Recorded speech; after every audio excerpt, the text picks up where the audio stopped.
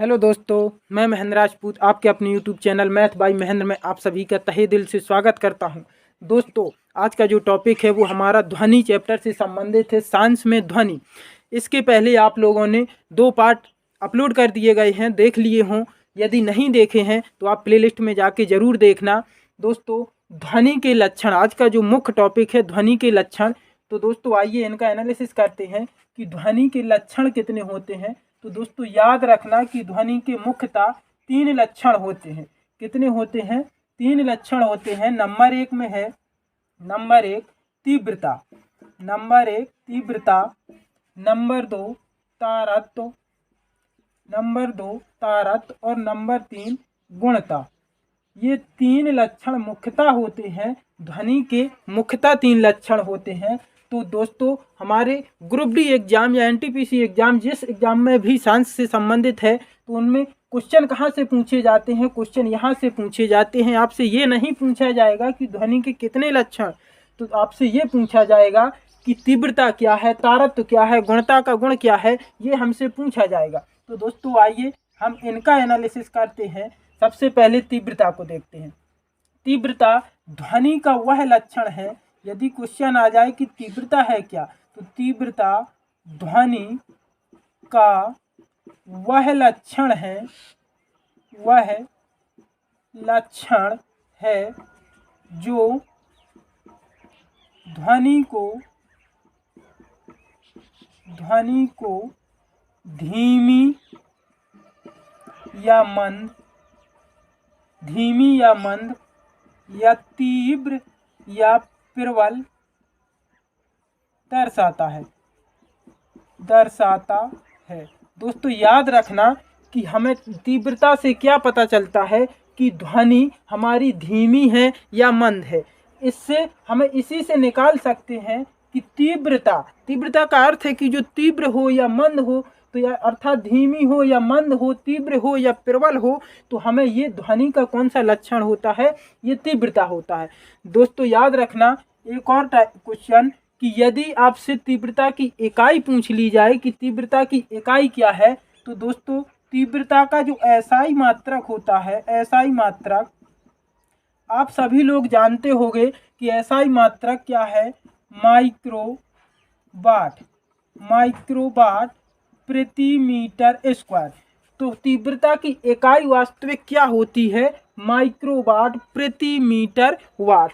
लेकिन हम सभी लोग क्या कह देते हैं, साधारण सी भाषा में हम कहते हैं कि वेल जो तीव्रता की इकाई के रूप में जान लेते हैं कि हम बेल कहते हैं। तो इसका जो प्रयोगात्मक इकाई है, यदि आपसे ये पूछा जाए कि तीव्रता की प्रयोगात्मक इकाई क्या है, प्रयोगात्मक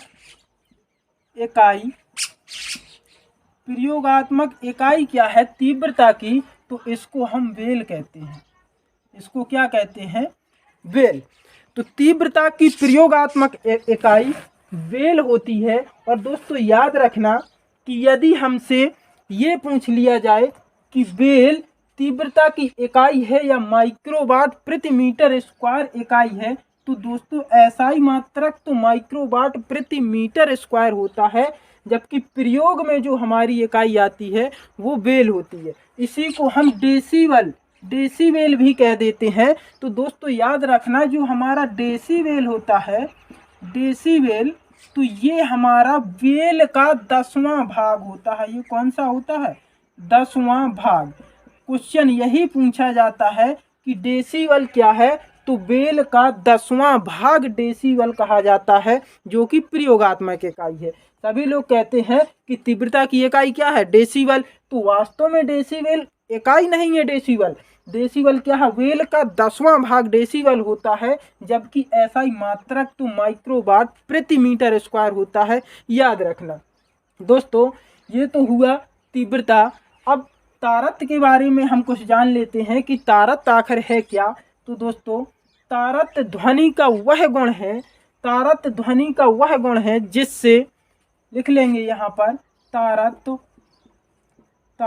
ध्वनि का वह गुण है तारतम्य ध्वनि का वह गुण है जिससे ध्वनि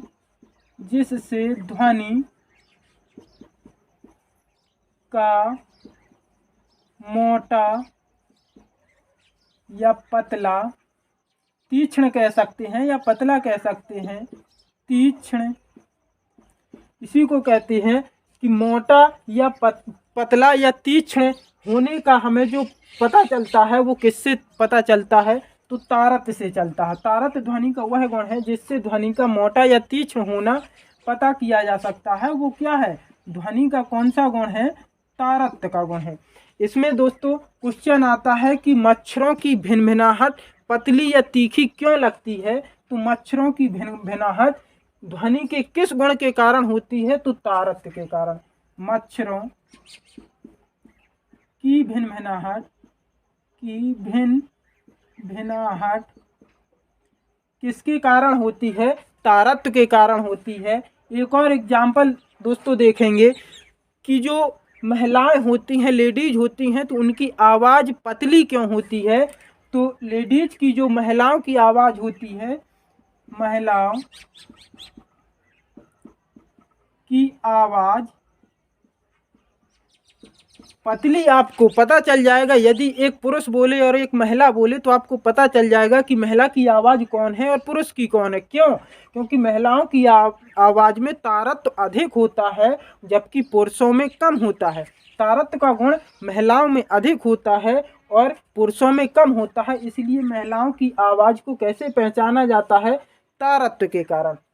दोस्तों अब है आगे, इसमें तारतम्य का कुछ है और देख लेते हैं कि तारतम्य के कारण ही दोस्तों, यदि आपने देखा होगा कि एक छोटी पतली सी तार बांध दी जाए और वायु के कारण जब उसमें हवा प्रवेश करती है तो वो भनभनाहट की आवाज़ आती है। वो भी क्या है? तो तार के द्वारा जो आवाज़ आती है, पतले तार के द्वारा, पतले तार की आवाज़ क्या है? किसके कारण सुनाई देती है? तारतम्य के कारण। पतला तार भनन की जो आवाज़ आती है वो क्या है? उसमें तारतम्य का गुण होता है। दोस्तों अगला है हमारा जो लक्षण, वो है गुणता। क्या है? गुणता। गुणता ध्वनि का वह लक्षण है जो गुण का पता कर दे, वो गुणता है। गुणता का अर्थ ही क्या है? जो गुण के बारे में बताए, अर्थात गुणता का अर्थ है कि तीव्रता और तारतम्य को जो हमें बता सके कि ये आवाज़ किसकी है, वही गुणता है। गुणता ध्वनि का वह लक्षण है जो अंतर स्पष्ट कर सके, अंतर स्पष्ट कर सके। गुणता क्या है? ध्वनि का वह लक्षण है जो दोनों में हमें अंतर बता सके, वो क्या है? गुणता है। दोस्तों एक बात और याद रखना कि ग्रुप डी एग्जाम में ये पूछा गया क्वेश्चन है कि जो मनुष्य साधारण, हम आप लोग या कोई भी हो जो साधारण बातचीत करता है तो वो कितनी डेसिबल में करता है? तो दोस्तों साधारण बातचीत यहाँ लिख लेंगे, साधारण बातचीत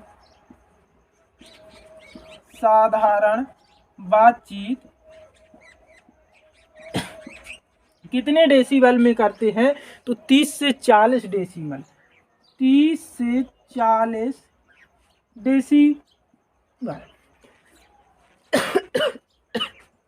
30 से 40 डेसिबल साधारण बातचीत जो हम आप लोग करते हैं तो वो कितनी आवाज़ की होती है? 30 से 40 डेसिबल। और यदि ये कह दिया जाए कि ऑर्केस्ट्रा होता है, जो ऑर्केस्ट्रा, इसकी आवाज़ कितनी होती है? तो दोस्तों ऑर्केस्ट्रा की आवाज़ 100 डेसिबल होती है, कम से कम 100 डेसिबल होती है। और यदि ये पूछा जाए कि विद्युत मोटर की जो आवाज़ होती है वो कितने डेसिबल की होती है? तो विद्युत मोटर की आवाज़ 110 डेसिबल की होती है। कितनी होती है? विद्युत मोटर की 110 डेसिबल की। और यदि मिसाइल गन पूछी जाए तो वो 180 डेसिबल, मिसाइल गन इसकी होती है 180 डेसिबल।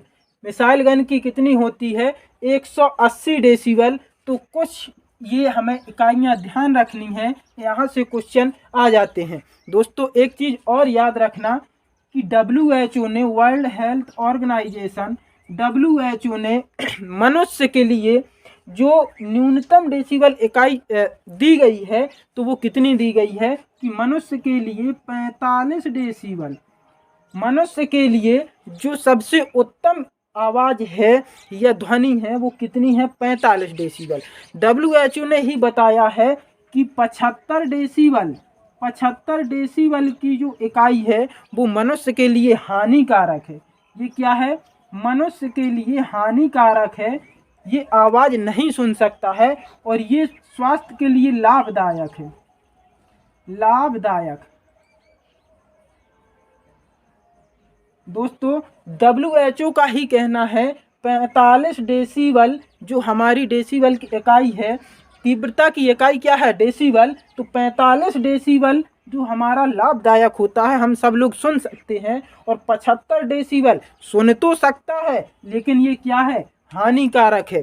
दोस्तों एक क्वेश्चन आया हुआ था उसमें ये पूछा गया था कि मनुष्य पागल या बहरा कितने डेसिबल में हो जाता है, तो याद रखना कि जब मनुष्य 85 डेसिबल में, मनुष्य 85 डेसिबल की यदि ध्वनि को सुनेगा, यदि मनुष्य 85 डेसिबल की ध्वनि को सुनेगा तो वो क्या हो जाएगा, बहरा।